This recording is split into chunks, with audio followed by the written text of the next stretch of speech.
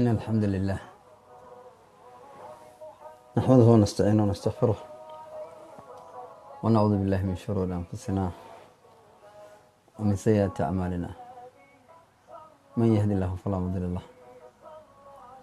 ومن يضلل فلا هادي له. أشهد أن لا إله إلا الله وحده لا شريك له وأشهد أن محمدا عبده ورسوله صلى الله عليه وعلى آله وصحبه وسلم. أما بعد فإن أصدق الحديث كتاب الله وخير الهدي هدي محمد صلى الله عليه وعلى آله وسلم وشر الأمور محدثاتها وكل محدثة بدعة وكل بدعة ضلالة. أعاذني الله منها وإياكم. ولا ليال بإذن الله المولى تبارك وتعالى markaynu waqti hello duruusteennii aynu akhriyi jiray xiliyadan oo kale, khaasatan waqtiyada walaalaha cariga Mareykanka ay yacnihii North America, maadaama waqtiyada kale aan Yurub iyo dhulka kale ee Soomaalidu degto aan siino, waqtigan oo kale ayaynu akhriyaynaa idinka Ilaahay. waxaan akhriyaynaa dersi ku saabsan duruustii musalsalka ahayd aan soo wadnay, khaasatan qabriga oynu maraynay qiyaastii xalqadii caawa 7, yacnii 6 xalqo oo hore ayaynu soo akhrinay. marka saynu hor u soo aragnay walaalayaal, qabrigu wuxuu ka tirsan yahay duruustaynu u bixinay aakhira warjira, nagu talagalay aakhiraynu kaga warramo. qabriguna waa goobaha ugu horeeya aakhiro, goobaha ugu horeeya wey. waxaa ka dambeeya xisaabtii iyo qiyaamii, waxaa ka dambeeya naartii iyo jannadii walciyaadu billaah. marka ikhwati fillaah, masaa'ilka qabrigu waa bilowga aakhiro, waana wax aada iyo aada u muhiima in mar walba laga hadlo. rasuulkuna sala allahu calayhi wacala aalihi wasaxbi wasalam wuu u dardaarmay ummaddiisa iyo saxaabada rasuulka sala allahu calayhi wasalam. aada saxaabadu ay uga sheekeyn jireen qabriga, leanna qofku hadduu janno gelayo qabriga ayuu jannada ka galaa, walciyaadu billah. maaragtay alxamdulilah. hadduu naar gelayana qabriga ayuu ka galaa, walciyaadu billah. ilahay baan ka maangallaa. marka waa mansiladii ugu horreysay ee qofku hadduu saciid yahayna sacaadada iyo wanaagga uu ku helayay, hadduu shaqi yahayna shaqaawada iyo cadaabka uu ku helayo, walciyaadu billah. marka si guud ayaynu uga soo warrannay waxyaabaha qabriga lagu galo cadaabkiisa. si gaarana waxaynu uga soo warrannay waxyaabo badan. waxay inoogu dambeysay xalqadii 6 inaynu ka soo warrannay quluulka ama xatooyada xoolaha babliga ay bulshadu leedahay la xado, iyo tuugada, ama mid khaasa ha noqoto dad gaara laga xaday, ama kuwa bulshada laga xaday ha noqotee. masalada 16aad ee cadaabo qabriga sida khaasa aynu xusayno, yacnii dunuub kasta oo kabaa'ir cadaabulqabri waa lagu galaa. qur'aanka iyo sunnadaana sheegtay, oo waman acrada can dikri fa ina lahu maciishatan dankaa baa ilahay yidhi. qofka ka jeesta ilaahay diintiisa iyo dikrigiisa iyo xaqiisa kaasi wuxuu leeyahay maciishad cidhiidhiya oo danki ah. dankigaa culimadu waxay ku fasireen xayaatada adduunkana waxaa la marsiinayaa xayaato xanuun iyo kansar iyo depression iyo stress iyo halaag iyo ilaahay raaxad u diido. markuu qabriga galana maciishatan danka ayuu ku nool yahayoo cadaabulqabri baa la gelinaya walciyaadu billah.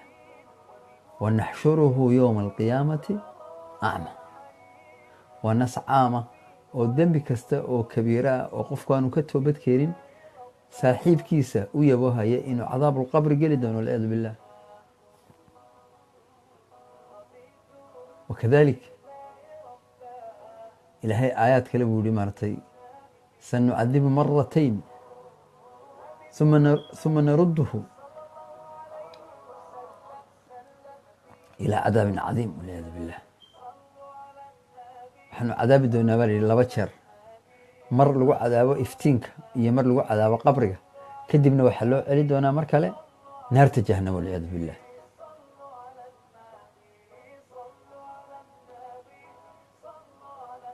marka nusuustaas oo kale ayaa soo arortay inay dhaalimiintu leeyihiin cadaab maaragtay duuna dalik, cadaabka aakhiro cadaab ka sokeeyo oy qabriga ku geli doonaan walciyaadu billah kuwa dhaalimiintii. qur-aanka waxaa ku sugan aali fircoon iyo dadkiisii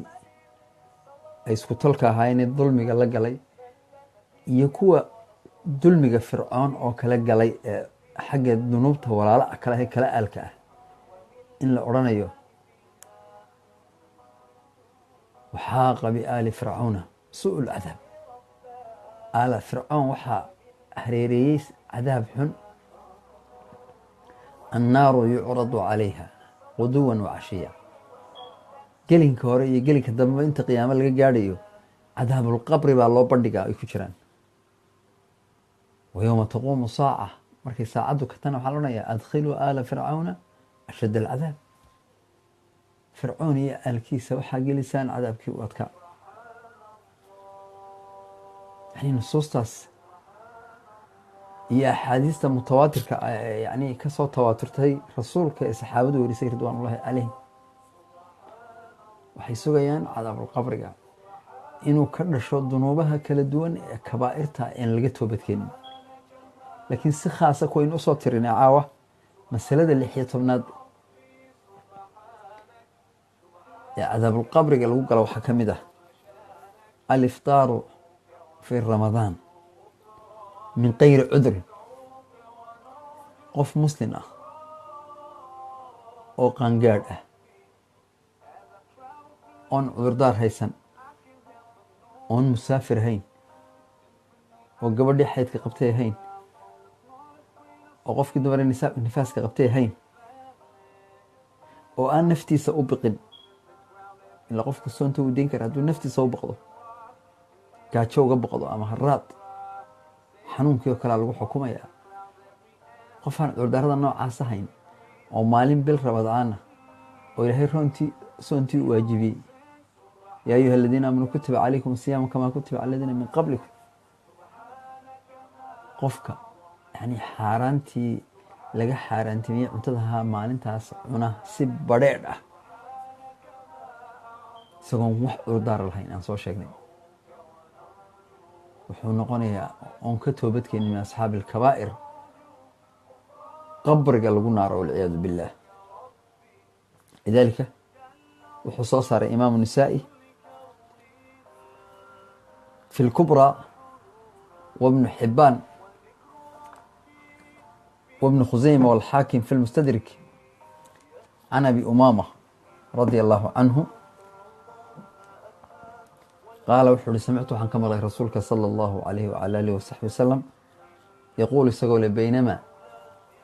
ana naa'imun. rasuulku wuxuu ihi anoo hurda. rasuulku markuu hurdo xataa waxyi ugu iman jiray. aataanii waxaa yimi rajulaani 2 nin fa akhadaa bitabcay labadayda sararood halkaa sarartaa gacanta midig iyo sarartaa gacanta bidix ee dhinacyada ayay qabteen buu rasuulku yihi sala allahu alayh waali wasalam fa atayaa bi jabalan wacra waxay ila fuureen buur dhoobo ah oo laga soo siibanayo faqaala waxay igu dhaheen iscad fuul faqultu waxaan ku ihi inii laa udiiqu ma awoodo faqaala waxay dhaheen inaa sanusahilu lak annaga ayaa kuu fududaynaynaa oo ku baritaaraynaa fasacidtu waan fuulay markay caawiyeen xataa idaa kuntu fii sawaa'i iljabal markaan buurta dhakadeedii gaadhay maxaa dhacay idaa biaswaatin shadiida waxaan maqlay buu rasuulku yihi sal ly slam codad daran oo adag baan maqlay bui rasuulku sala allahu alay wasalam qultu waxaan ku ihi maa haadihi alaswaat nimankii kaxeeyey waa malaa'ig ridwaan ullahi caleyh muxuu yahay codadkan dhawaaqaya qaal waxaan ihi haadaa acwaa'u ahli naar waa ahlu naar la gubaayo oo qaylinayo walciyaadu billaah oo weliba lagu gubaayo cadaab alqabri walciyaadu billaah uma indalaqa bi way iscodsiiyeen way la tageen fa idaa biqowmin mucallaqiina waxaanu u tagnay qoom ka laalaada bicaraaqiibihim cirbahooda qoom afkooda iyo cirbahooda laysugu xidhay walciyaadu billaah mushaqaqa ashtaaqahum oo camankooda ama qowlalkooda la jeexay walciyaadu billaah tasiilu ashtaaqahum damma qowlaladoodana dhiig uu ka qulqulayo qaala waxaan ku uhi qultu man haaulaa'i kuwani maxay ahaayeen qaala waxa ay ku yidhahdeen rasuulka sala allahu alay wasalam malaa'igtii aladiina yuftiruuna waa kuwii iska aafuri jiray qabla taxillata sawmihim soontoodii intii aanu gabalka u dhicin cuntadii u xalaaloobin kuwii cuntada iska cuni jiray wayaan buu rasuulku yihi sala allahu alay wasalam xadiiska calaamat alalbani masaadirta kala duwan wuxuu ku soo arooray wuxuu ku takhriijiyey kitaabka la yhahdo saxiixu tartiib xadiiska 955 waana xadiis saxiixa waxaan arkaynaa rasuulka in la kaxeeyey buur la geeyey aanu fuuli karin buurtii dhakada laga saaray kadibna uu ugu tegey dad la naarayo qaylinaya kadibna dadkii la naaraya cadaabqabri ku jiray si khaasa loo tusay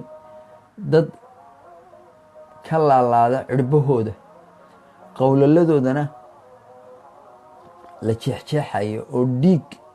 uu ka qubanayo walciyaadu billaah allahu akbar markuu rasuulku weydiiyey sala allahu alayhi waala alihi wasaxbi wasalam qoomkaasi waxay ahaayeen rasuulku wuxuu uhi sal ly slam maalin ramadaan ah oo cuntadu xaaraan ka tahay waa duulkii iska cuni jiray walciyaadu billaah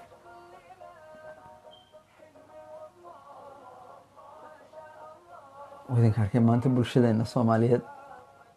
yani in badan oo ka midi bil ramadaan say isaga fudaysanayaan walciyaadu billaah bal ee qaarkood hadday xataa cudurdaar kaga tagto inaanay soo celinayn walciyaadu billaah allahu akbar marka walaalayaal qof kasta oo imaqlaya ama imaqli doona axaadiista rasuulkana sala allahu alayhi waala alihi wasaxbi wasalam maqlaya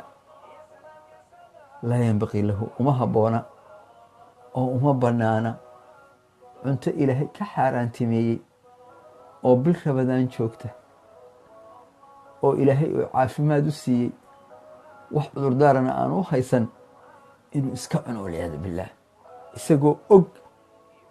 waxa qabriga kaga horeeya walciyaadu billaah waxa qabriga kaga horeeya ramadaantana ka warrami mayno fadaa'isheeda iyo khayrka lagu helo kullu camal ibnu aadan lahu rasuulku yihi camal kasta xadiisulqudsi saaxaynkii sunan ku yaalla camal kasta in aadan baa iska leh ila sawm wa fii riwaaya ila siyaam soonta mooyaane asawmu lii aw siyaamu lii soonta anigaa iska leh wa ana ajzi'u bihi anaana ka abaalinaya maxaa lagu abaalinaya ilaahun baa og subxana wa tacaala anaa og buuri ilahay taraka طacaamuhu wa sharaabahu wa shahwatahu liajli addoonkani anuu iiga tegay sharaabkiisii iyo cuntadiisii iyo shahwadiisii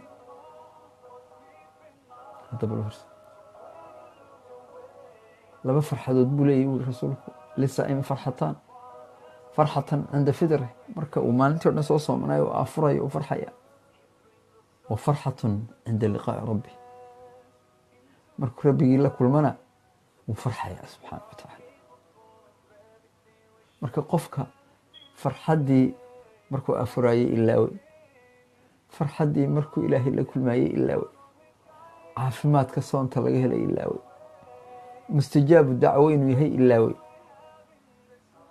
addoon ilaahay yani adeecsan inuu ilaawey soontu inay tahay acmaasha ikhlaaska ugu muhiimsan ila ilaahun baa ku og inaad sooman tahay qofka waxaasoo dhan intuu maskaxdiisii ka saaray maalin rabadaana oo hadh cad cunto laga xaaraantimeeyey cunaya cadaabulqabrigaasaa rasuulka uu inoo sheegay sal alla alay wasalam rasuulka in la saaray buur kadibna iyagoo naarta cadaabulqabriga ka ololaya la maqashiyey kadibna la tusay iyagoo cirbahoodii cunaya qowlaladoodana la jeexayo dhiig ka qubanayo rasuulku markuu weydiiyey qoomkani waxay yihiin cadaabka noocan ee qabriga lagu cadaabayana in rasuulkas u sheegtay malaa'igtii inay ahaayeen dadkaasi dadkii maalin rabadaan oo cuntadu aanay cudurdaar u haysan oo ay xaaraan ka tahay iska cuni jiray walciyaadu billah marka waxay la tahay masaladaas qof kasta oo maqlaya oo dhegaysanaya inaanu ilaahay subxaana wa tacaala ku dhiiran doonin ilaahay inaanu ku dhiiran doonin subxaana wa tacaala ilaahay inaanu ku dhiiran doonin masalo ilaahay loogu dhiiran karo oo cadaabulqabriga loogu dhiiran karo inaanay ahayn subxaana wa tacaala lidaalika walaalkayga muslimka ahow haddii ramadaan lagugu leeyahay cudurdaar kaaga tagtay sida ugu dhaqsaa badan leh waanad u soo celisaa inta aanay ramadaanta kale kugu soo gaadhin qoysaskiina iyo dumarkiina iyagoo uur leh ama naaska nuujinaya ama xayd leh ama nifaas leh ay ramadaantii kaga tagnayna sanadkaasi intaanu dhammaan gudahooda waa inay ramadaantii soo celiyaan si ay cadaabulqabriga ah iyo waciidka adag ay uga badbaadaan walciyaadu billah lana waa arrin aad iyo aad u adag ilaahay qofka ku dhiiradaa isaga ayaa ka sheekeynaya walciyaadu billah masalada 17aad ee cadaabulqabriga nusuusta khaaskii ay ku soo aroortay ee caawa aan ka warramayna waxaa ka mid ah alimtinaac can irdaaci alawlaad bikayri cudrin in hooyooyinku markay caruurta dhalaan caruurtu xaqay leeyihiin waxaa ka mid ah inay naaska siiyaan allahu akbar hooyada muxuu ilmu waajib ugu leeyahy ilmu wuxuu waajib ugu leeyahy hooyadu inay naaska siiso aabbuhuna nafaqadii hooyada naaska ilmaha siinaysa u keeno hadday siin weydo maxaa dhacaya waxaa dhacaya ilaahay cadaabulqabriga ayuu ku cadaabaya waydanka og maanta hooyooyinka yaryar masalooyinkan inay dhegeystaanna waajib weeye hooyooyinka yaryar iyagoo maanta quruxdooda eegaya ama lifestyleka gaalada eegaya ama yurub iyo dhulka la degay eegaya waxay ku leedahay ilmaha maaragtay caanaa loogu tuurayaa bahasha ma og tahay qur-aanku 1400 oo sano ka hor inuu inoo sheegay faa'iidada ilmuhu naaska caanihiisa uu ku korayo uu ka helayo inaanu caanaha kale ka helaynin. lidaalika ilaahay aabbaha iyo hooyada uu ku waajibiyey ilmaha in naaska la siiyo. waalwaalidaatu yurdicna awlaadahunna xawlayni kaamilayn.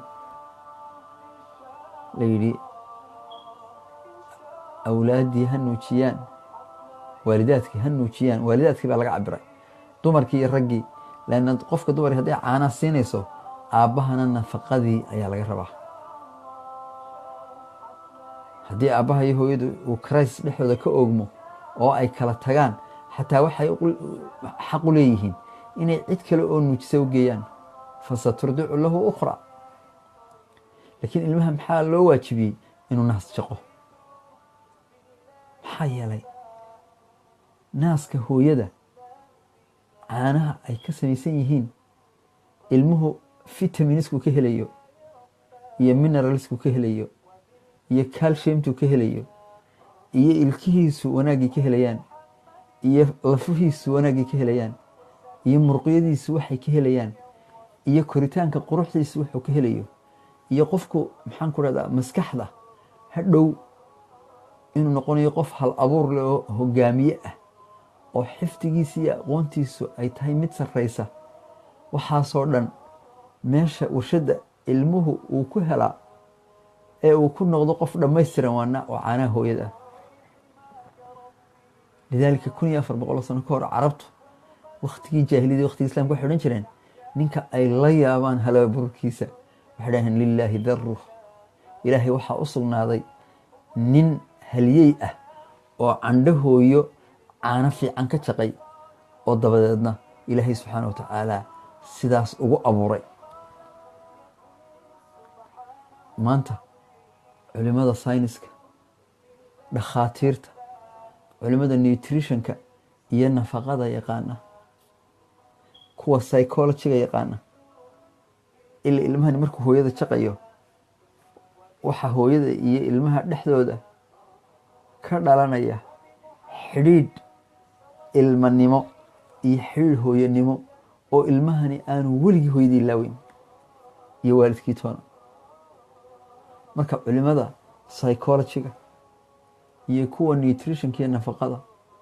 iyo kuwa sayniska iyo kuwa koritaanka ee anatomiga iyo physiolojiyada iyo maxaan ku dhaha maaragtay locomotiveka, ilmahani yacni koritaankiisa, masaliska, yacni maskaxda iyo garashada iyo maxaan ku dhaha maaragtay neurology ama maaragtay neural systemka, waxaasoo dhan waxay isku waafaqsan yihiin caanaha hooyada ee ilmuhu caawa markuu dhasho uu afka la daydayayo. ila ilmuhu markuu soo dhashoba naaskiibuu daydayaya, ama xoola ha noqdo ama yani bini aadamkii ha noqde, leanna meesha waxbaa ugu jira yani maqaadiis baa ka dhaxaysa. alladii acdaa kula shayin khalqahu huma hada, waa ilaaha wax kasta abuuray, abuuritaankii siiyey, dabadeedna ku hanuuniyey sidii uu u noolaan lahaa. ilmi markiiba naaskiibaa soo jiidanaya odag arkay. waxartu rida markay ka soo dhacdo bay naaskii raadinaysaa. dirigteeda markay xabka ka qalalo ay raadinaysaa. ilmi waa sidaasi leeg, isagoo afkii sidaa leh buu markiiba qaylinaya. waa in afka naaskii wax loo geliyaa. marka yani xuquuqda noocaasa ee rabbaaniga ee ilaahay subxaana wa tacaala caruurtii siiyey, waalidiinta ka xarima ooma aabbihiiya oo nafaqadii hooyadii siin waaya, ama hooyadii iyadoo wax walba diyaar loola yahay, ama iyadiiba ilaahay ay ku qabsatay inay naaskii ilmaha u diido iyadoon cudurdaar haysan oo aan xanuunsanaynin oo aan dhibaato kale jirin. maxaa ku soo arooray? waxaa usoo arooray cadaabulqabr. cadaabulqabr haddaan xadiis ka akhrino, rasuulku wuxuu yihi sala allahu calayhi waala ali wasalam, xadiiskii hore ee wariyey xaakim iyo ibnu xibbaan iyo maxaan ku dhahdaa ibnu khusayma calaamat alalbanina uu saxiixu tarqiibka ku taseexiyey ayaa rasuulku wuxuu leeyahy sala allah alay wasalam huma indalaqa bi malaa'igtii kaxaysay baa ila tagtay waxaanu soo maray fa idaa binisaa'in dumar baanu ku soo baxnay yanhashna hadyahunna naasahooday cunayaan allahu akbar naasahoodii ayay dumarkaasi cunayaan yaa cunaya alxayaat abiisooyin yanhashna hadyahunna waxaa cunaya alxayaat abiisooyin baa cunaya qultu waxaan ku idhi man haaulaa'i malaa'igtii weyday kuwani maxay yihiin qaala haaulaa'i kuwaasi allaati waa dumarkii yamnacna awlaadahunna caruurtooda u diidi jiray albaanahunna caanahooda inay nuujiyaan may waan gaboobaya naaska ay dhacaya walciyaadu billaah naf dhan oo ilaahay abuurayo garashadeedii iyo cilmiga yeelan lahayd iyo koritaankeedii iyo ilmahani inuu u noqon lahaa qof baariya hooyadan ayaa wixii oo dhami kala burburayaan lanna ilmaha naaska la siiyey hooyadii baari buu noqonaya aabihiibu baari buu noqonaya laakiin marka ay naaskii ka dayso oo wax raxmadii aanay yani iyo caanaheedii toona aanu cabbin oo waxa maanta inoogu wacan waalidinkaarnimada xataa talida alamatu rabbataha ilmihii maanta sayidka u yahay hooyadii iyo aabina addoomaa u yihiin cidaani dhegeysanayni walciyaadu billah lanna hooyadani kabaa'irta dunuubtae ilmaheedii ay ka gashay aabbuhu ayaa ilaahay aljazaau min jinsi alcamal ilmihii ay ka helayaan oo waxyaabaha maanta mujtamacaadkeennii ka khaldan allahu akbar waxyaabaha ka khaldan bay ka mid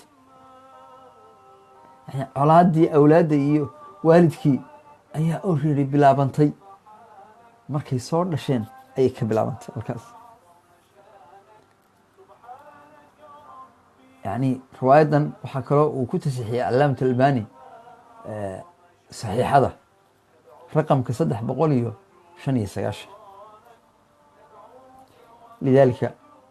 kamaa xaramnahuna siday uga xarimeen awlaadahuna min aridaac min hadyihina inay naaskooda siiyaan ayaa tanhashuha alxayaa ilaahay wuxuu ugu talagalay abeesooyin inay naasihii ka cunaan walciyaadu billaah wifaaqan waxaan ku dhaha maartay iyadoo la waafajinayo camalkay sameeyeen fi lbarzakh marka qabriga la gaadho walciyaadu billaah allahu akbar walaalayaal waxaan leeyahay hooyooyinka da-da yar leh ubadkiina ilaahay caanaha uu idiin geliyey naasaha siiya hogaamiyeyaal baa inoo soo bixi doonaa culimaa inoo soo bixi madaxweyneyaal caafimaad qabaynu heli dad hal abuur leh ayaynu heli maanta gaaladu arrintaa way ogyihiin lidaalika yani caruurtay dhalayaan hooyadii naaskii bay jaqsinaysaa dowladaha maanta welfareka lehee yurub norway iyo markay hooyadii uur ka yeelato iyo ingiriiska iyo meel kasta waxa weyaan ilaa ilmihii uu 4 jir 5 jir reception uu gaadho oo iskuolka la geeyo hooyadii xataa shaqo ma qabanayso inay naaska siiso ilmihii koriso oo kocbiso lanna cilmiyan bay u ogyihiin ilmahani wuxuu u baahan yahay inuu xadaano u baahan yahay hooyo jecel u baahan yahay oo naaska jaqsiisa inuu kuleylkeeda u baahan yahay inay caloosheeda gelisayn u baahan yahay allahu akbar allahu akbar maxaa maanta xuquuq iyo cadaalad dhexdeena ka maqan yani xuquuqdii awlaadda tii dumarka tii baycada tii biyaha tii dhulka tii dadku isku lahaa xuquuqdii ilaahay nagu lahaa wax cibaadadii oo dhan wax waliba iyo amarkiisa inaynu qaadano wax waliba maarta walaalayaal maanta way dayacan yihin waxaa ka mid a masalada 18aad ee ka mid a acmaasha cadaabulqabriga uu ka dhasho walciyaadu billaah waxaa ka mid ah alamru naas bilbir qofku inuu dadka kale intay xumaantooda u muuqato uu wanaagga iyaga amro wa nisyaan nafs naftiisana u ilaawo waxay ka mid tahay min kabaa'iri dunuub waxaa kale ka mid tahay waxyaabaha cadaabulqabriga lagu galo qofka daanu ka toobadkeenin oo ku dhinto lidaalika ilahi wuxuu yidhi qur'aanka ata'muruuna naasa bilbir istifhaamtu waa inkaari waa lagu diidan yahi waxaa la yidhi war ma dadka ayaa baraysaan wanaagga ata'muruuna naasa bilbir dadka ma wanaag baa amraysaan wa tansawna anfusakum naftiinana miyaa ilaawisaan allahu akbar wa tansuuna anfusakum wa antum tadluuna alkitaab idinkoo akhriyaya ilaahay kitaabkiisa subxaana wa tacaala allahu akbar afalaa tacqiluun war miyadan caqli lahayn caqli malaydin baa leeyahay allahu akbar suurat albaqara wuxuu xadiis kale leeyahay qur-aanka aayad kale wuxuu leeyahay yaa ayuha aladiina aamanuu war kuwa imaanka lakayo lima taquuluuna maa laa tafcaluun maxaa u odhanaysaan waxaydaan samaynayn kabura maqtan cinda allahi an taquuluu maa laa tafcaluun ilaahay cadhadiisa ayaa ka weynaatay oo idinku weynaatay inaad tidhaahdaan waxaydaan falaynin waxaanad adugu falina dadka amarto walciyaadu billaah waxaa rasuulka ka sugan sala allahu calayh wacala alihi wasaxbi wasalam axaadiis masaladaas yani ku soo aroortay waxaa ka mid a masaladaas sida rasuulka inoo sheegay sala alla alay slam maalinta qiyaame ayaa waxaa la keenayaa nin dadkii dadka amri jiray wanaagga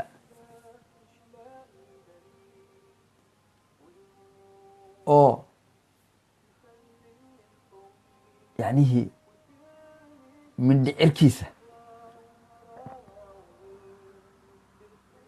mindhicirkiisa ayaa inta naarta jahanamo lagu tuuray caloosha ka soo boodaya kadib mindhicirkiisii buu ku wareegayaa sida gaadhiga farasku ama gaadhi ximaarku ula wareego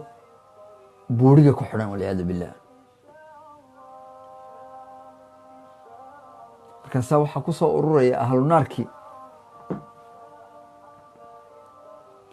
markaasay odhan annagu garanay waxaa naarta lanoo geliyey adigu sidii khayr ka shaqayn jiray alasta ta'murunaa bilmacruuf wa tanhaanaa cani ilmunkar miyaad wanaagana amri jirin xumaantana miyaad naga reebi jirin markaasuu nayaa qaala nacam haa aamurukum bilmacruuf wanaaggaan idin amri jiray walaa aatiih lamaan iman jirin wa anhaakum cani ilmunkar xumaantaan idinka reebi jiray wa aatiih xumaantaan la iman jiray oo waan qarsan jiray walciyaadu billah waa waxyaabaha ilaahay uu ku abaalinayo waxaa ka mid a axaadiista kale ee ku soo aroortay ninka noocaasa ee dadka wanaagga amra walciyaadu billaah xumaantana ka reeba haddana xumaantii la yimaada wanaaggii uu amri jirayna isagoo aan la iman waxaa ku soo arooray axaadiis fara badan haddaynu soo koobno leanna waa masaa'ilka ugu adag dadka ahlu cilmiga ah ee wanaagga amra masaa'ilka ugu adag oo ah waxay amrayeen inaan iyagu ku camal falin kow waxay sheegayeen inaanay ikhlaas ilaahay dartii ula iman ee ama ay madaxweyne ama siyaasad ama jaah ama ganacsi ama inay magac ku yeeshaan ay u sameeyaan oo celebrity ay noqdaan walciyaadu billah oo waxyaabaha cadaabulqabrigu ka dhasho walciyaadu billah lidaalika ayaa wuxuu leeyahay xadiis kale oo rasuulka laga wariyey sala allahu calayhi wacala aalihi wasaxbi wasalam oo ku saabsan arrintaas aynu ka waramayno waxa uu abu yacla iyo imaamu axmed ay soo saareen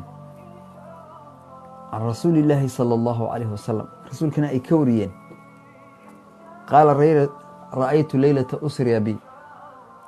habeenkii lay dheelmiyey ee alisraa walmiraaj samada lay qabasiiyey israhu wuxuu ahaa rasuulka madiina halee maka guriga ummuhani isagoo hurda in adeertii cali ibni abidaalib walaashii rasuulkana ilmaada rum ay ahaayeen gurigaa isagoo hurda baa inta rasuulka yani israa lagu sameeyo la gudiyey ayaa la saaray yani maaratay buraaq dabeedna waxaa la geeyey baytulmaqdis kadibna baytulmaqdis markay tageen ayaa ilaahay maaratay lagu sameeyey curuuj marka sababta le alisraa walmicraaj israaga wuxuu ka dhex dhashay maka ilaa baytulmaqdis kadib baytulmaqdis ilaa samadana waa la dheelmiyey rasuulka oo samada waxaa la qabansiiyey xagga sare marka habeenkaas ayaa waxaan soo maray buu yihi qaala uutiitu leyla maaratay usriya bi calaa qowmin qowm ayaa lai keeno aan soo maray tuqradu shafaahum bimaqaaridi min annaar dibnahoodaas waxaa lagu goynayaa maqasya naara walciyaadu billah maqaaridun min annaar walciyaadu billah fakulamaa quridat nacuudu billah mar kasta oo la jaro fakulamaa quridat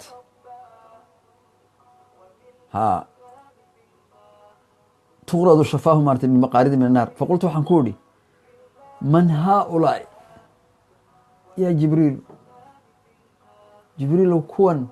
dibnahooda maqaska naartaa lagu googoynaya maxay yihiin faqaala wuxuu uhi jibriil waa khudabaau min ummatik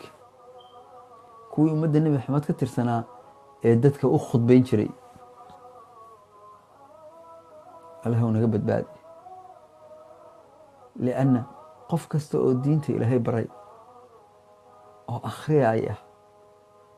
oo aan dabadeedna ka dadaalin dadkii wanaaggii faafinaya laakiin isagu camalkiisu wuxuu faafinayay aan ku camal falin ayaa arrintan waciidka ay haystaa walciyaadu billah wax laga ooyaa laga bakdaa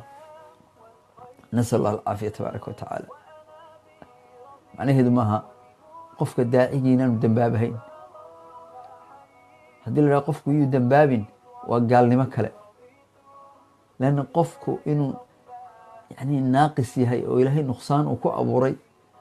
marka laga reebo ambiyada ayaa asala laakiin maxaa la rabaa qofkii inuu dadaalayo oo mar walba dadka uu xamrayo uu ka wacan yahay oo daaci yahay oo qudwo yahay oo hadduu simbiriraxdo ilaahay toobadiisii iyo istikfaartii iyo wanaaggii u dadaalayo laakiin macnaheedu ma aha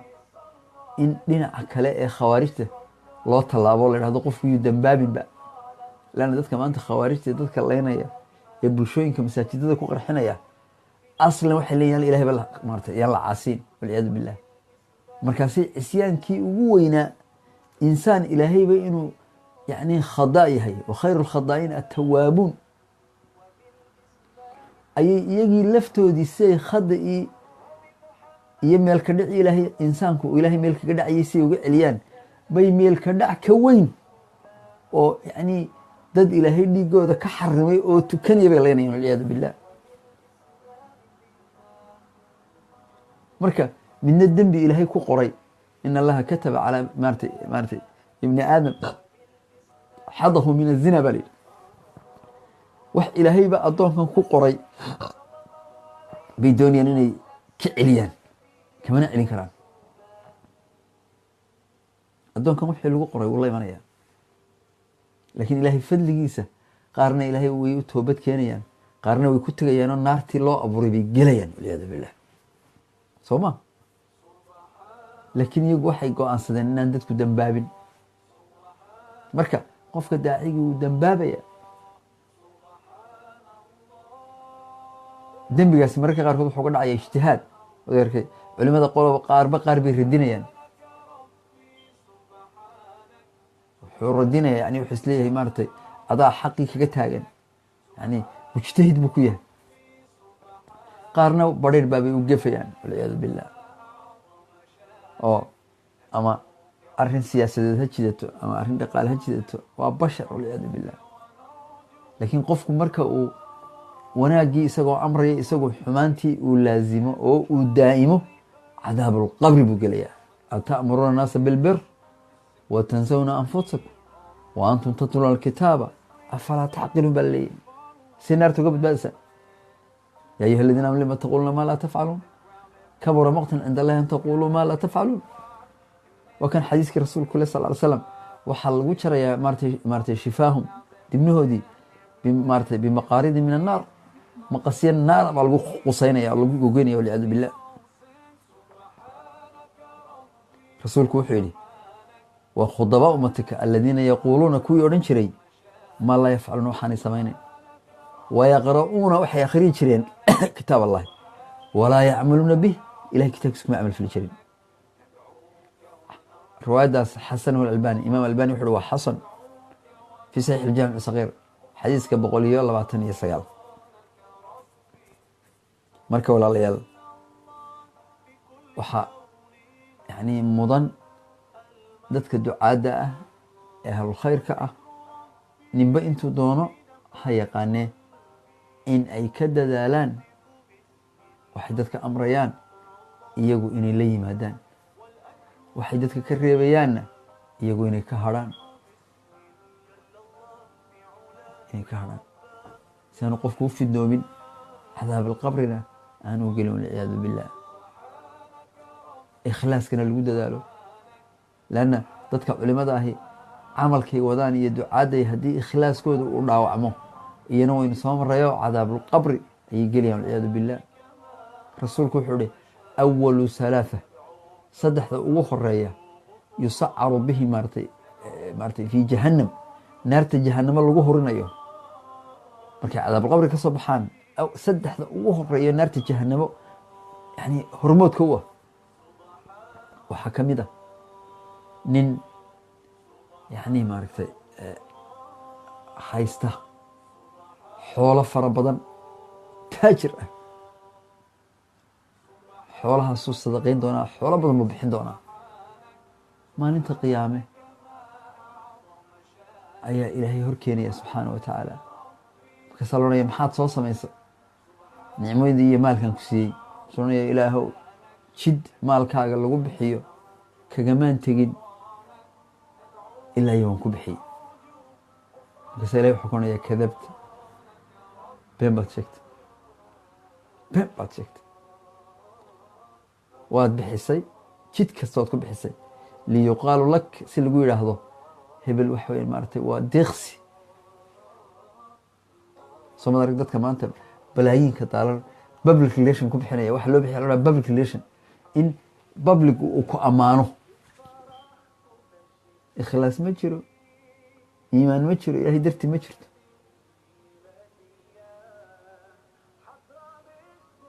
qofka cadaabulqabri ku gelaya walciyaadu billah, lanna xoolahan yaa ku siiyey ilaah subxana wa tacaala, yaad u bixin lahayd ilahay dartii. marka maalkii ilaahay ku siiyey ee ilaahay iska lahaa ayaa waxaad u bixinaysaa waxaan ilaahay ahayn. axzaab, siyaasad, dowlad, qabaa'il, hebel soo dhoweyso, hebel fogee, walciyaadu billah.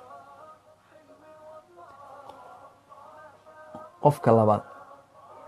waa nin mujaahid ah, yujaahid fii sabiili illah, jidka ilaahay uu kusoo diriraya xataa qutil, ilaa uu shahiido. dadku marka shahiid bay haystaan, maalinta qiyaamuu ilahay odhanaya kasalonaya maxaad samaysa kasalonaya maaragtay ilaahay oo maxaan ku dhaha maaragtay qaataltu wajaahadtu fii sabiilik xataa qutiltu ilaa lay dilay jidkaaga kasu ilahay wuxuu onayaa kadabt qaatalت xataa qutilت liyuqaalu lak fulaan waa shujaac waqad qiila lak waxaad u soo dirirtay in lagu dhahdo war ninku geesisana reer hebel wuu ku banaanyey somadarka reeraas aynu ku dagaalano diin kuma dagaalano haddii maanta reer hebel cidi wax ka sheegto imse geesi bay reer hebel leeyihin reer hebel baa maanta reer hebel waarina keenan alle ibliisku cadowsana naftaas wuxuu ku saarayaa ama cid kale naftaa ugu dilayaa lanna ibliisku waa cadow wuxuu ogyahay ninkani inuu ilaahay seegayo subxana wa tacaala dalika qabaa'ilku cid difaacda bay leeyihiin oo ka dhiidhida laakiin ilaahay xaqiisa iyo meesha laga dhiidhii lahaa shaydaanku ku nabcaysiinaya naftuna ma ogola waxyaaba cadaabulqabriga lagu gola cadaabka jahanamana lagu bilaabay ka mid ninka saddexaad oo masaladan imanka waafaqsan 19 waxa weeyaan nin caalim ah oo yani qur'aankii akhriyey oo cilmigii bartay labada riwaayad bay ku soo arooreen ama caalin ama qaari labada way ku soo arooreen waa mutalaazimaan iska laazimayaan wuu bartay dadkiina wuu baray qur'aankii buu akhriyey ilaahay maalinta qiyaamaha wuxuu oranaya maxaad soo samaysay ya rabbi daaci baan ahaa diintii ilaahay baan baray oo bartay qur'aankii baan akhriyey oo u akhriyey saa waxaa oranaya kadabt been baad sheegtay nacam waad baratay oo waad bartay liyuqaalu lak fulaan huwa caalim allahu akbar in lagu dhahdo hebel waa caalim oo aad yani darajo ku hesho adduunka baad samaysay waqad qiila lak waana lagu yidhi soomaalida waxyaabaha cadaabulqabrka dhashay ka mid yihi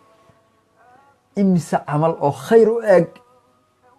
ayaa la isku ciqaabayaa marka loo eego qofka ikhlaaskiisa iyo ujeeddada ka dambaysa lidalika ina allaha wara'a alqasd ilaahay mar walba qasdiga ayuu aga camalka loo sameeyey a'immadu waxay leeyihiin qaacido dhan oo imaam suyuudi kitaabkiisa maxaan ku dhaha alashbaah wanadaa'ir ku keenay oo ay culimmadu yidhaahdeen niyatu lmu'min muuminka niyadiisu khayru min camali camalkiisa iyadaa ka khayr badan lidalika qofku mar walba hadduu niyo wanaagsan leeyahay ilaahay maaragtay yanduru ilaa niyaat wa ilaa quluub in allah laa yandurukum ilaa suwarikum suurooyinkan iyo wadaadnimadan lacagta lagu tabcanaya iyo maalkan ka dhalanaya iyo quruxdaad doonaysa iyo dowladnimada iyo derajada iyo in lagu kacayo ilahay waxa ma ego walaakin yanduru ilaa quluubikum wa acmaalikum camalkan ujeeddadaad u samaysay iyo qalbiga camalkaaga ka dambiyo ilahay eegaya allahu akbar allahu akbar lidalika baa rasuulku wuxuu leeyahy mar walba laa tanduruu ilaa man maartay fowqakum dadka idinka sarreeya sidaydaan nolosha ula tartamin oo aydaan u lumin oo naarta jahanaba aydaan u gelin iyo cadaabulqabriga kuwa idinka sarreeya ha eegina lanna tartan iyo xasad baa ku gelaya iyo xumaan walaakin unduruu ilaa man asfala maartay minkum kuwa idinka hooseeya eega si aad u tiraahdo alxamdu lilah ilaahow ninkaa caafimaadkii baad ka qaada caafimaad baad siisa caydh baad ka dhigta aniga xoolaad siisa foolxumaad siisa aniga waad i qurxisa awlaad ma haysto aniga waad i siisa aswaaj ma haysto anigu waan haysta ehel ma haysto iyo qaraabo anigu waan haysta dhul ma haysto anigu waan deganahay masaarifta waa ku cidhiidhi anigu waan haysta tacliin ma haysto anigu waan haysta unduruu maarta ilaa man asfala minkum faqaminun waxa xaqiiqo ku tihiin inaydaan xaqirin alla tasdari maartay nicmat allahi calaykum kama qaala mustafa nicmooyinka ilaahay guudkiina uu idin siiyey inaydaan xaqirin marka ikhwaanii fillah jazaakum allahu khayr dadka ducaadda qof waliba waa daaci. qofka aqoonta maadigaa bartay waa daaci. waad aragtay maanta dhakhaatiirteenni isagoo dadkii ay maaragtay leecanayaan ayaa cilmigii ilaahay uu dhakhtarka kaga dhigay wadiica dhigay intuu iskaga tagaa buu siyaasi noqonaya. dadkii ka war yani waxay yidhi inuu naf badbaadiyo. 5 shay ilaahay ilaaliyey waxaa ka mid ah nafta. ninkii dhakhtarka ahaa imse nafood ma badbaadin karaa maanta? ma rabo inuu dhakhtarnimadii akhriyo, ma rabo inuu keyskii soo baadho, ma rabo bulshadan dhibaataysan inuu maxaan ku dhaha maaragtay xutaro. ama maal iyo tijaarad buu raadinayaa, ama siyaasad buu raadinayaa. yani ilaahay cilmigaa uu wadiica dhigay ee loogu talagalay insaaniyadda inuu ku badbaadiyo ee ilaahay isaga uu ku fadilay see buu ku fakanayaa? ka warran qofka engineerinka yaqaana ee bulshadii maanta ay wadooyin laayihiin ee aan uga faa'iideynayn. ka warran qofka ilaahay beerihii baray iyo dadku inay wax la soo baxaan aan uga faa'iidahayn. kuwa dhaqaalii baray, kuwa ilaahay maaragtay communicationkii iyo saxaafadii baray, kuwa ilaahay shareecadii baray, xadiiskii baray, sunnadii nebiga baray. shareecadu ma taqaano yani maaragtay irbad cilmiga lagu sameeyo haddii muslimiinta laga waayo kulluhum waa aathimin. lidaalika waxaynu maanta aqoon leenahay, jaamacaadka u leenahay oo dhan islaamkay ka tirsan yihin. lidaalika marka lagu leeyahay cilmiga waa inaad dadka uga faa'iideysaa oo ilaahay ixtisaab ula timaada oo bulshadana ka qaadataa wax noloshaadii ku filan.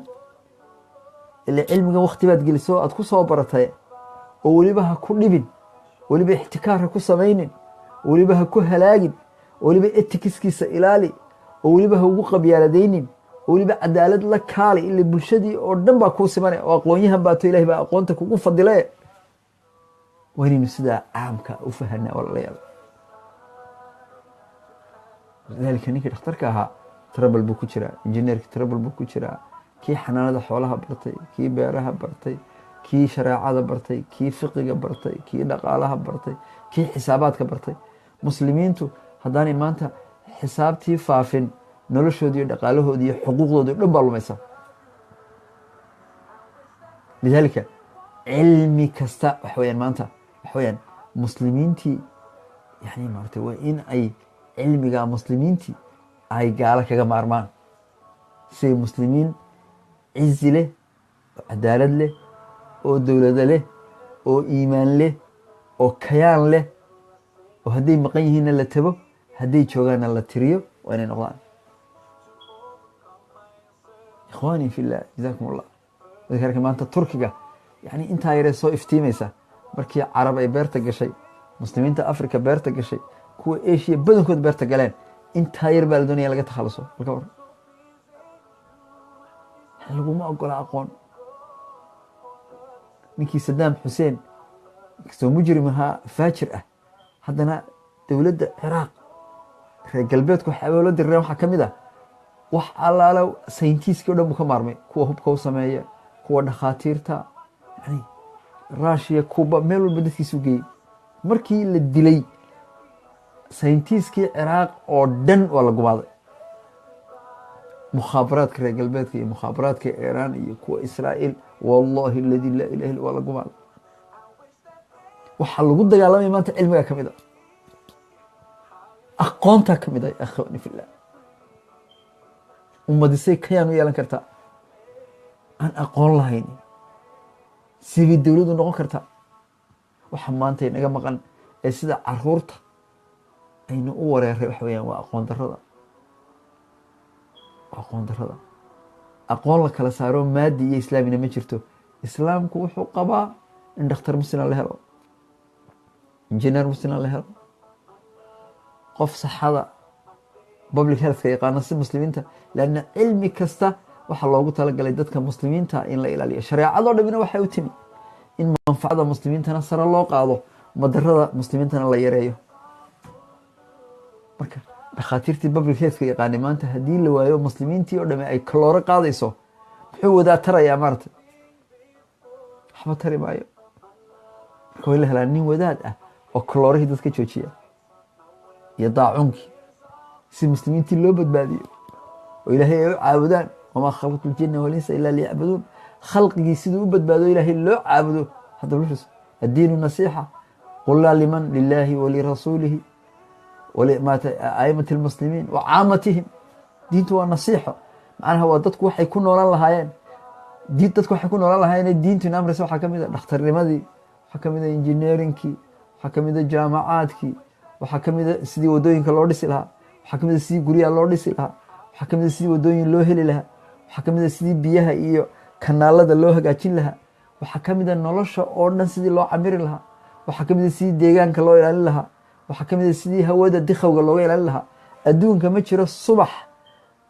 bini aadamku soo toosaa oo aan hawada la cabirin inay caafimaad qabtay in kale marka inaga laynaga reebo xoolo iska soo dareebayna walciyaadu billah caawa london baan joogaa already way og yihiin hawada caawa london inteebaa maaragtay dhisitigeedu yahay nadiif ma tahay ma lagu sii daayey maxaan ku dhaha xanuuno ma lagu sii daayey sun ma la neefsan kari doonaa berri that's why adduunyada oo dhan magaalooyinka qaarkood meelaha qaarkood dadka ama asmada leh ama breathingkooda muxuu yahay loodhanayo ka baxa magaalada laga saaro walciyaadu billah bakiinoo kale iyo jaynaha mararka qaarkood cadceedda iyo roobka iyo booliishku markuu dhacayo dadka yacni noocaa iyo noocaas oo dhan waa inay ka baxaan laanna hawadii bay controlayaan oo biyii bay controlayaan oo dhulkii bay controlayaan oo noloshii bay controlayaan oo yani cilmi bay ku socdaan yaclamuuna daahira min alxayaati dunya wahum can alaakhirati hum gaafiluun hadday muuminiin noqon lahaayeen jannada bikayri xisaab bay ku geli lahaayeen laanna noloshoodii oo dhan bay ku dadaalayaan inay badbaadiyaan waxaasoo dhan walaal waxaa inoo geeyey in cadaabulqabrigu aanu ka dhalanahayn aayadii xadiis la jebiyo ee aayaddii xadiiska la jebinaya ay ka dhalanayso noloshii muslimiinta oo dhan aayadii xadiiskay damaana qaadeen inaynu diinta saa u fahno ayaa walaalayaal la doonaya marka inaynu saa u fahnaa baa la doonaya walaalayaal khayr allah idin siiyo lidaalik qodobka marka aan kaga baxaya waxay tahay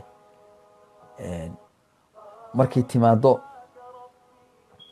timaado cadaabulqabriga waxyaabaha lagu galo waxaa ka mid ah sidaa aynu sheegnay rasuulku yihi sala allahu alayhi waala alihi wasaxbi wasalam dadka culimada ah ama inagu cilmi diinad aan u bixino ama aqoonta kale anugu aqoon aan diinahay ma garan maayo dadka muslimiinta loo ogol yahay ila wax waliba mar haddii ilaahay dartii loola imanayo bulshadiina u baahan tahay diintuna bulshada u timi waa wada diin waa in qofku uu la yimaadaa wuxuu ka reebaya waa inuu ka hadhaa oo qof muslina oo maxaan ku rahdaa etikiskii islaamnimada ku camal falaa waa inuu noqdaa ilaahay baanay ku xidhin laakiin adduunka maanta qofku shahaado kasta oo adduunka uu qaato hadduu professional noqdo wuxuu saxeexayaa wax loo yaqaano ethics wax la dhahdo adduunyada body kasta oo ka shaqeeya bodiga caafimaadka bodiga public healthka bodiga xisaabiyaasha bodiga auditorska bodiga looyarada ma jiro adduunka dad association professional ku biiray oo dowladihii ka mid noqday oo shahaadada la yaqaano oo jaamacad ka soo baxay recognizera oo aan saxiixin wax loo yaqaano ethics ama usluubkii shaqadan ay soo barteen inay laazimayaan loogu talagalay taas way qofka dhakhtarka ah hadduu ethics ka khaldo shahaadadii dhakhtarnimada laga qaadaya weligiina dhakhtar daba noqon maayo ka xisaabiyo waa lamid ka auditorkii waa lamid engineerku waa lamid yani لأن professional license ethics ay saxayaan ama maartay ay maartay saxayaan qawaaniin iyo qodobo waxaanu soo bartay qabanayo oo looga waafaqsan oo hadhow maartay laga qaadayo haddii kale looma ogola inuu public ama uu auditor ka noqdo ama certified accountant ka noqdo ama maxaan ku rahaa certified engineer ka noqdo ama certified doctor ka noqdo lama ogola waana shareecadaynu ka hadlayno bayagu si kale u dhigaan oo qofkii in la cabsi geliyo ilaa haddii kale bulshada wuu abuse garaynaya say inagu maanta u abuse garaynay yani farmashiyada maanta muqdisho iyo hargeysa ku yaala ninku wuxuu doono ku gadayo isagoo og walciyaadu billah nin dhakhtar sheeganaya ayaa soo fadhiisanaya wuxuu arkayaa habeenkii 50 qof u arkaya 50 qof u arkay 50 qof wuxuu ku daweynayaa daqiiqado 2 liq baa la dhahaa qofka dhakhtarka waxaa loogu talagalay 10 Africa badi inuu 15 qof arko maalintoo dhan ama 8 saacadood shaqeeya ama 10 saacadood shaqeeya qofkii physically cabiro ku sameeya maxaa la semiotic physically eego taxliilkii dhiigga ka qaado buugtii la tashado isaga interview ka qaado wixii dheon akhriyo halkan dhigo qofkii fasaxo jawaabi kale u diro library-ga galo xanuunkii soo akhriyo wixii balbing taabashadii maxaan ku dhahay balbationkii uu ku fahmay iyo wixii taxliilkii dhiigga iyo candhuufta iyo kaadii saxarada iyo maartay uu ka qaaday uu keeno wuxuu soo akhriyay qofku wuxuu u sheegay isaga khibradiisii caamka ahayd wixii oo dhan markuu soo sameeyay conclusionkii inuu qofkii daweeyo oo aanu isticmaalo qaacido la yiraahdo no harm asalka maxaa asal ah inaad horta qofka dhibin intaad daweynin maxaa intaas research loo sameeyaa laana maanta dadku waxay u dhimanayaan ninkan dhakhtarka sheeganaya farsamadiisa 2 liq ma nin 60 qof arkayaaba intuu 60 kiiba caawa daweeyo go'aan qaadan karaya oo library tagaya oo taxliil qaadaya oo wixii akhriyaya waxba kama gelin xashiishka oo hay ee qurunka abu maartay intuu u miiso mid yaro xagga dambe ugu jirana maartay uu yiraahdo ka qaad waliba waa commercial marka qaar kood dhiig uu qorayo taxliil ku qorayo ma wada khusayso lacag barba inuu ka sameeyo dawadu wada qorayo lacag ka sameeynaya waqtigiisii muusinin qofkan waa qof yani lacagteedu leeyahay sidoo ku soo helay ilaahay baa og sidee qofkaas cadaab qabriga fakanaya sidee ilaahay subxaanahu wa ta'ala maalinta qiyaamada kula kulmaya marka walaalayaal waxaan nahay bulshadan oo roton ah mid wadaad sheeganaya hub qaatay dadkii qoorta ka guray mid dhakhtar sheeganaya dadkii xabaala u diray mid ganacsi sheeganaya maartay soo waariday yani maartay qurun nin China ah oo tijaarta u waaweyn China baa wuxuu waxaan la yaabay kuwa muslimiinta sheeganaya ganacsiga markaan ganacsiga wada fadhiisano aan siraahdo cunto sii buud waxay ku leeyahay ma cuntada xalaal maaha ma cunaan buud waa plate cunto oo soo sameeyay boornay buudi China to cuntada xalaal maaha cuni maayo waxaanu iga dalbanayaa buudi markab dhan oo quality control kii uu ku qorin alaabtan iga gadanaya cuntada noqoto amriha noqotee wuxuu ku qorayaa buudi inay waxaan yihiin shahaado international inay wataan oo pen ah contentski iyo quality uu iga iibsadana waan ogahay buudi in dadka waxaan uu ku halaagayo marka wuxuu maraakiib bulshada lagu halaagayana uu iga rarayaa buudi bileed cunto ana wuxuu leeyahay ma cuni maayo oo ka xalaal miiranaya waliyaad billah hada muslimiinta maanta nolol kuwa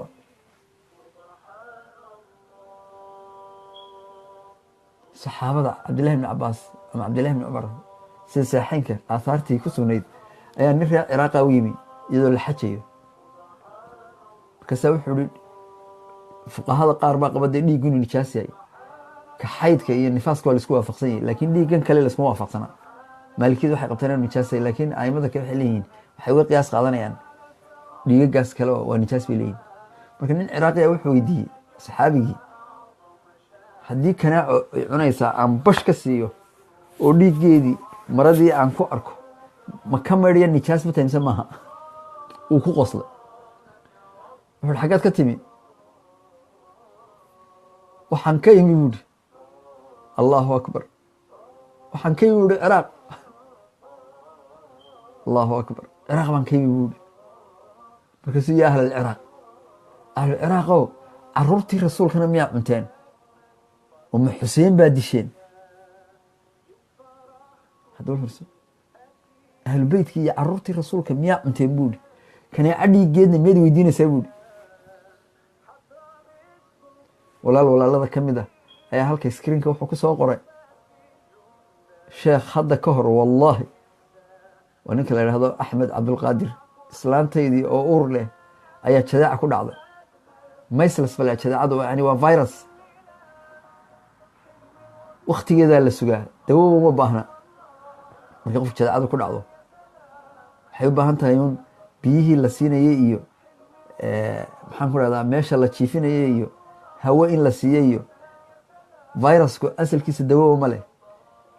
lanna dawo kasta oo viruska loo sameeyo, virusku wuxuu awood u leeyahay geneticskiisa dnada inuu bedelo. lanna dawooyinka bakteriyada waxaa loo dilaa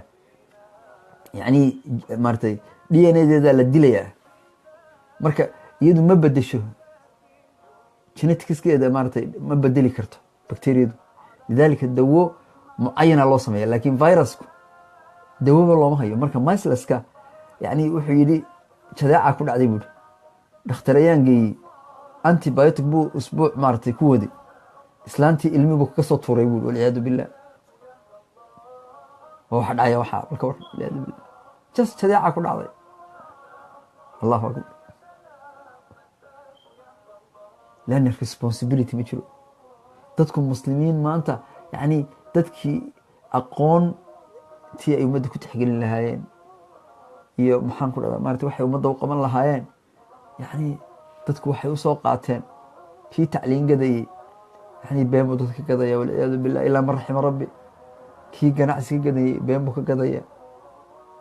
kii yani bulshada dowlad u noqday been buu ugu dowladanaya, serviskoodii iyo wixii ay u doorteen iyo xoolahoodii buu ku tasarufaya. kii dhakhtarka sheeganaya oo ka ilaa man raxima rabbi, ilaa ay ciddii u naxariistay mooyaane. haddulso yani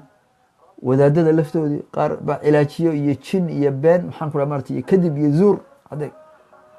dukaamo qur-aanna u furtay, wadaad baan ahay, laakiin wadaadku beri maaha, bulshaduu ka mid yahay. waa inuu ilaaliyaa maxaan ku dhaha maaratay yaa ayuha aladiina aamanuu lima taquuluuna maa laa tafcaluun kabura maqtan cinda allahi an taqulu maa laa tafcaluun. criticska in dadka xaqiiqada loo sheego islaamku ka yimi. maanta reer galbeedkaynu ugu nimaadnaa in bulshada la dhowro oo bahalaha laga dhowro, oo qofkan bulshada u shaqaynaya inuu qofkii saxaa yahay, shaqadiina si saxa u qabanayo, sharcigu inuu dabagalo. maanta dhulka reer galbeedka gaaladaynu ugu nimaadnaa, laakiin islaamka ayaa subxaana wa tacaala way nagan. ilaahay baaba kule maaratay markaad iminka qabriga gasho baad naarta jahanamo hore ka gelaysaa, walciyaadu billah, haddaad bulshadii u shaqayn weydo. marka walaalayaal yani duruuftu maaratay arrintu easy maaha.